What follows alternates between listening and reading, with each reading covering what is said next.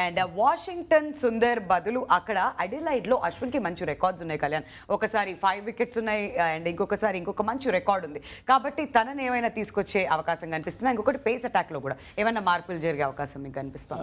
To start with face attack అంటే కనుక నాకు తెలిసి పేస్ అటాక్లో పెద్ద చేంజెస్ చేయరు అని నేనైతే అనుకుంటున్నా. ఒకవేళ అశ్విన్ని తీసుకురావాలి వాషింగ్టన్ సుందర్ని పక్కన పెట్టి అని అంటే కనుక ఏది రికార్డ్స్ పరంగా చూస్తే ఫస్ట్ టెస్ట్ మ్యాచ్ మనం వెళ్ళిన ప్లాన్ యాక్చువల్గా ఏంటి అని అంటే అశ్విన్ లాంటి టాప్ బౌలర్ని పక్కన పెట్టి ఇక్కడ పర్త్లో ఛాన్స్ ఇచ్చారంటే because of the bounce, extra bounce ఉంటుంది కాబట్టి వాషింగ్టన్ సుందర్ని తీసుకొచ్చారని అనుకోవచ్చు. బట్ రికార్డ్స్ పరంగా చూస్తే ఎడిలైడ్లో అశ్విన్కి చాలా మంచి పర్ఫార్మెన్స్ ఉంది కాబట్టి మేబీ అక్కడ ఆ స్టాట్స్ ప్రకారం చూసుకుని రికార్డ్స్ ప్రకారం చూసుకుని అశ్విన్ని తీసుకురావడానికి పెద్ద ఆలోచన చేయాల్సిన పర్లేదు. Is a match winner. ఎడిలైడ్లో మంచి రికార్డ్స్ ఉన్నాయి. అగేన్స్ట్ ఆస్ట్రేలియన్స్ ఎప్పుడు కూడా లెఫ్ట్ హ్యాండర్స్ పైన ఎప్పుడు కూడా వికెట్స్ తీశాడు కాబట్టి there is a fair chance depending upon the teams demand. Vindhya ఎప్పుడు కూడా టీంకి ఏం కావాలి, టీం ప్రయారిటీస్ ముందు పెట్టుకోవాలి. మనకు ఇంతకుముందే సుమన్ అంటున్నాడు రోహిత్ శర్మ నెంబర్ 6 రావాలంటే రావాలి, అవసరం. అంతేగాని నేను ఇక్కడే ఆడతాను అట్లానే ఉంటానంటే కుదరదు.